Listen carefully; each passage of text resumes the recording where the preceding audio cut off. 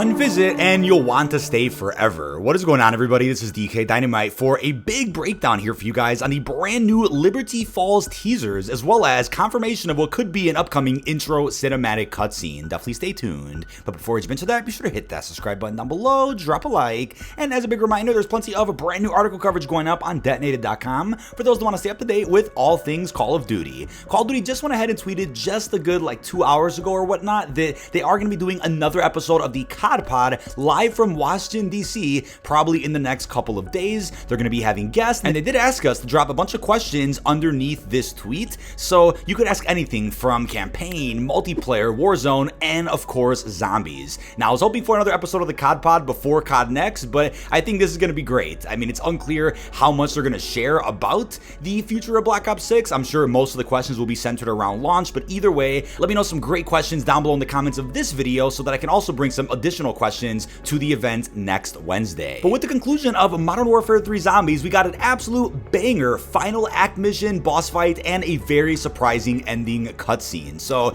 the ending cutscene was very heavily centered on Liberty Falls. It's just unclear if the cutscene is setting up the future of this MWZ arc in present day, or are we gonna get some type of time travel throughout the future of the Dark Ether story, which brings Ava back in time to the 90s for Black Ops 6. I do think time travel will eventually play a role in the storyline again, but hopefully in a much cleaner way than in the original Ether storyline. We presumably save the town of Liberty Falls in Black Ops 6, hence why it seems like it's okay and normal in present day, so like the mid-2020s. There could still be a Dark Ether incursion present in this town, hence why that allowed for Ava to be sucked in by this unknown entity, another entity I should say. So I love how there's multiple ways to interpret this ending, just like the Origins finale back during Black Ops 2 Zombies. It's unclear who sucked her in though. Was it Samantha, because she does assume that it could have been her? She asked if that's her mother, or could it be somebody like the Shadow Man, right? Is it possible that because this shadowy figure was wearing a hat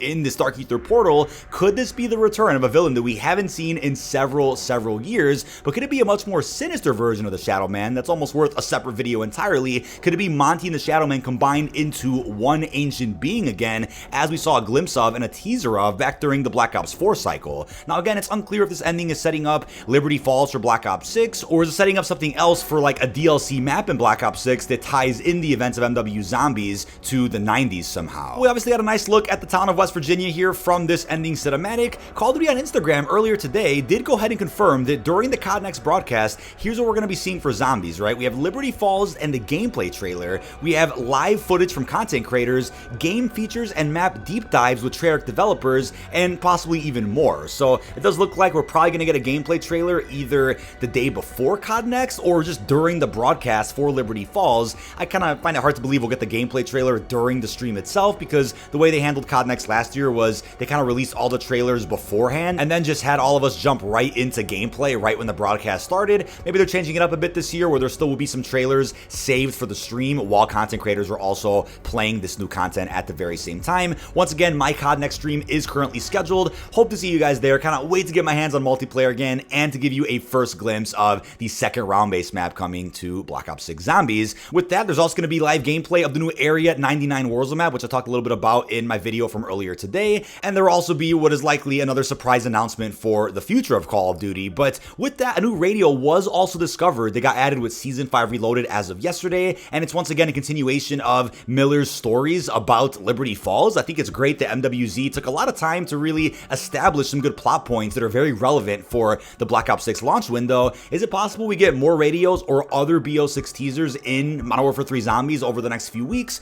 Totally a possibility, but take a listen to this brand new radio. Hi, Ravenov. Sorry for the delay.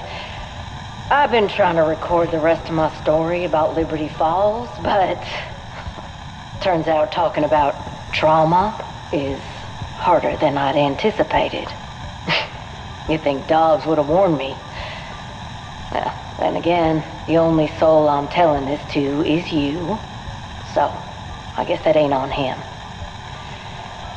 Okay, where was I? Oh yeah, Dad had gotten attacked over by Ollie's comics. When we passed the alley where he'd been jumped, I saw Dad's body, and I guess something in me just snapped. It was like the lights getting flipped on at bar close. Suddenly, everything was too loud, too bright. I wasn't prepared for it. All the stuff I hadn't noticed up till then came flooding in. People screaming, buildings on fire, shots going off in all directions. And everywhere I turned, there were monsters. Mom and me tried to take a shortcut behind the motor lodge, but it was blocked. I could hear the growls behind us getting louder. That's when Mom spotted the fire escape. Quick as you can, baby girl. I'm right behind you. As I climbed the fire escape, the growls were coming from directly below me. I looked down, and that's when I saw them. Swarming sea of monsters crashing into Mom like she was a boat caught in a hurricane. It's the first time I'd seen a horde of those things run. Only before disappearing beneath the waves. Blood. Scratch one deceased. Man. I'm reloading. I don't remember much after that.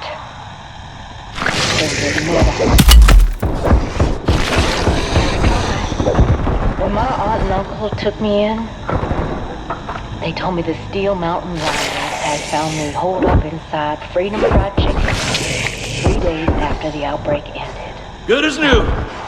Tossing a decoy. Probably why I hate fried chicken.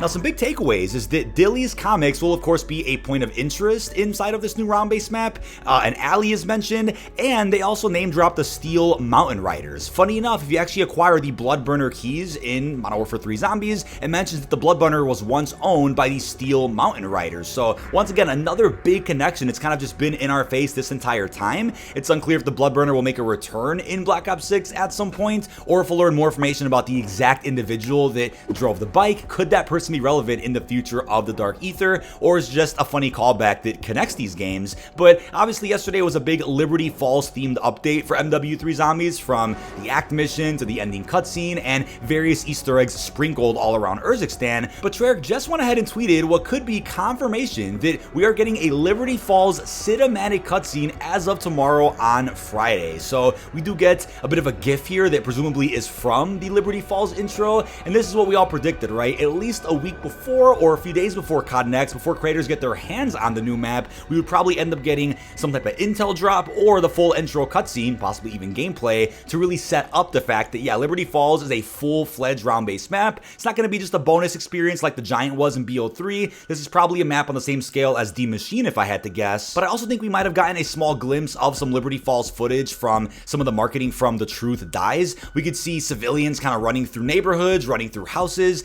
and we know that that environment just wouldn't really match with what we're going to be seeing in Terminus, so that had to be for Liberty Falls. And I love the fact they've really evenly split up the marketing between our two round-based maps. We're getting a lot of coverage and teasers for both, which is phenomenal. But if you guys also remember, there's a phone number that has been teasing us with various Black Ops 6 information, and I know the number has sent us some blueprints already that tie into Terminus. They teased a little bit about the gala for the Black Ops 6 campaign, which funny enough was actually teasing the early gameplay we got from Gamescom the other day, and now we got a brand new teaser with the following message as of a couple of hours ago. Dr. Pericles Panos, Project Janus, Energy Research Division. It has become abundantly clear. Director Richtofen is slipping.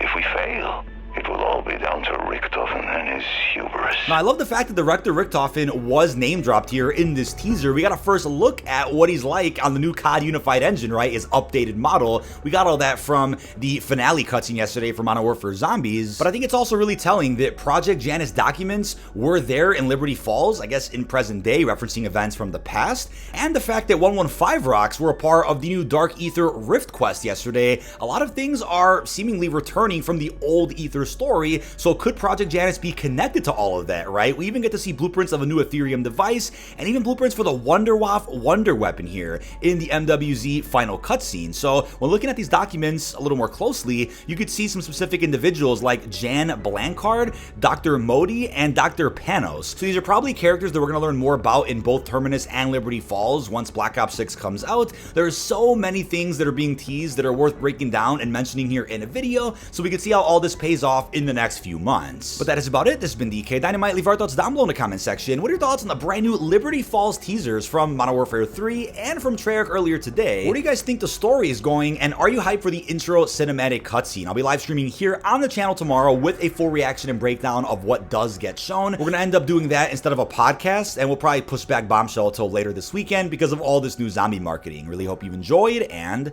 peace out, everybody.